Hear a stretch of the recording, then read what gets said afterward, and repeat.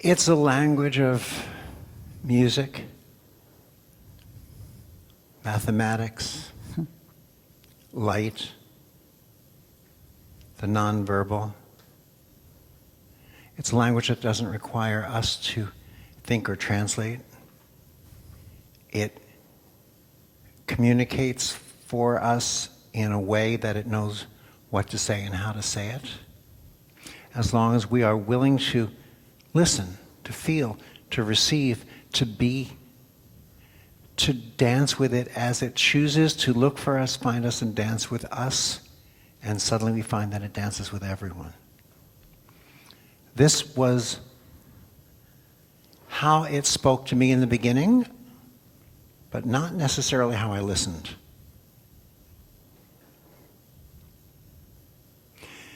You know, in the beginning, there were a lot of differences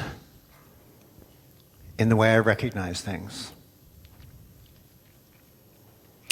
I used to say that this came as a surprise, that I wasn't expecting it, and yet and I believed that, I was telling my truth, and yet in looking back at it, I find that that wasn't necessarily the most accurate truth. I found that when I was practicing as a chiropractor, I had left from the mechanics of that field and found a way to pause, to blend, to connect, to meld with the person for just a moment before I would allow for the adjustment to take place. And I found that seemingly the same mechanical adjustment, yet with that consciousness, with that awareness, brought about dramatically elevated levels of healing. And I recognized that in that pause, I was asking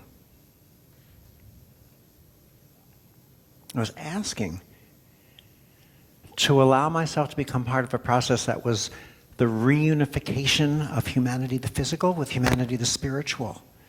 And in that moment where it became one was where I allowed for that adjustment to occur. So I was asking for this, and we, in many ways that we're not always aware of, may actually be asking for the transformations that happen, but we might not always allow ourselves to become aware of it. Coming from a background of being a chiropractor, I was looking for obvious change. I was looking for what we consider to be healings. I was looking for people regaining the use of their arms and their legs. Things we could see. Pain to go away. You know, many of us think of healing as the alleviation of symptoms. The removal of suffering. And that sounds very high and worthy. And yet it is only the surface of what I discovered healing to be. I was looking for that. People would say, how often does reconnective healing work? How effective is it? I'd say, about 70% of the time, because about 70% of the time, people who came in with certain symptoms and complaints and problems, they vanished. That was pretty good. But I realized that was not an accurate portrayal either. I realized that everyone seems to receive a healing. I didn't allow my peripheral vision or recognition to take over at that time. I was just looking for the physical. I think one of the things that allowed me to see more was when one of my first patients, I call them patients because they were coming to me as a doctor. As healing practitioners, we might refer to them more accurately as clients because we don't want to be accused of practicing medicine. But one of my first patients who had a session and didn't find that the reason they thought they were there had disappeared, said nothing happened to me, it didn't work. Then they said, but the strangest thing is going on in my life. Everyone at work who's always, for years, been so negative and blocking every path I take. Everyone seems to become so friendly. I wonder what happened to them. Sometimes we don't realize that it is our healing that changes the world. It is our healing that changes the world. And of course, we often look back to the familiar. We look to authorities because we don't recognize our own authority. We look to authorities because we don't recognize our own authority. You know, there's, do you have hot dogs down here called Oscar Mayer? In the US we have, I think it's Oscar Mayer hot dogs, might be another brand, I don't remember. And there's another brand called Hebrew National. Now, there was an interesting commercial. Hebrew National had this commercial and said, this brand allows you to have such and such a percentage of all sorts of products you really don't want to be eating in your hot dog. And this brand allows you to do this. And the law says you can have this, and the law says you can have that in the hot dogs. And they said, we're Hebrew National. We answer to a higher authority. Sometimes we have to answer to a higher authority. And so, what was going on was I thought other authorities knew what was happening with me. And I went to them because it makes sense. It made sense. And I hired a main assistant who was a Reiki master teacher. Why not? I didn't know what I was doing. I was standing there waving my hands in the air looking like an idiot, and healings were happening, but somebody must know something, so hire a master teacher, right, in the healing field. And one of the first things they said to me was, when you start teaching people, you need to, Lisa, hold your hand up for me. You need to activate their hands. So some of you have read the book from, let's just say, about 18 years ago. You need to activate your hands. And so I did that.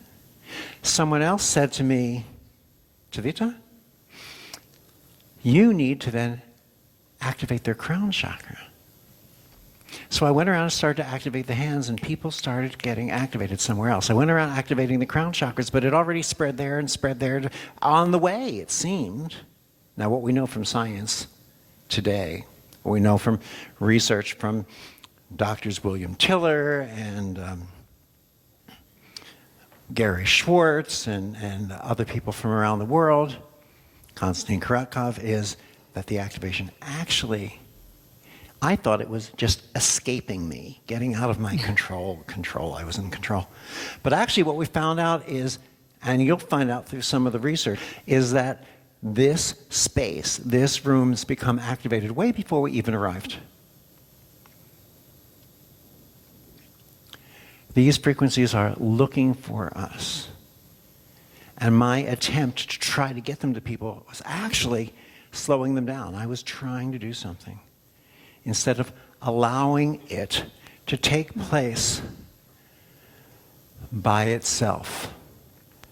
I needed to allow it to take place by itself. Part of what I believe we will be discovering, and some of us have already tuned into this and we'll discover it more and more from the interaction, is to let go of the need to tell something what to do, where to go, how to get there, but to understand that it already knows these things. It already knows. But we have been so taught to send the frequencies, to look for the density and remove it, to look for the chakras that's spinning in the wrong direction and correct them, to remove the colors from the field, to do. And we haven't allowed. We've focused, we've tried, we've this, we've that, the other, but we haven't allowed for what we call an intelligence to function at its intelligence. To allow us to discover, as Guglielmo told you in his, by the way, that's a fake Italian accent. He changes it every training program we go to observe, to notice, hey, and to experience. This is a challenge to our egos. We have been trained that we're supposed to know. And in that need to know and to do and to be an authority, we have sort of cheated ourselves out of the ability to see. We've been so busy talking, we're not hearing. We've been so busy doing, we're not yet been allowing. And so we search for the latest way to do it. This one, and this technique, and this approach, and this, and this, and this. And then where do I zip up the zippers? And where do I shake off the negative energy? And where do I spray myself with alcohol? And how do I turn it clockwise? And when is it counterclockwise? We're so concerned with doing it right, we don't recognize that that concern of doing something right, as great as it sounds, is really our fear of what if we do something wrong. But when we can learn to find our centeredness, our truth, our essence in the seeming chaos of not knowing, when we can learn to find freedom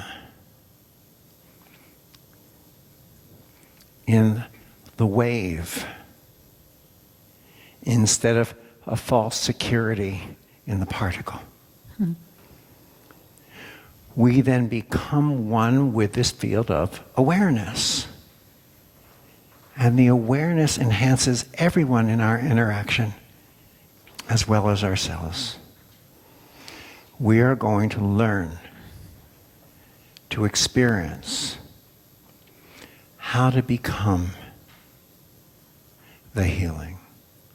How not to do, but to be. How to recognize that in the willingness to not know, we discover more.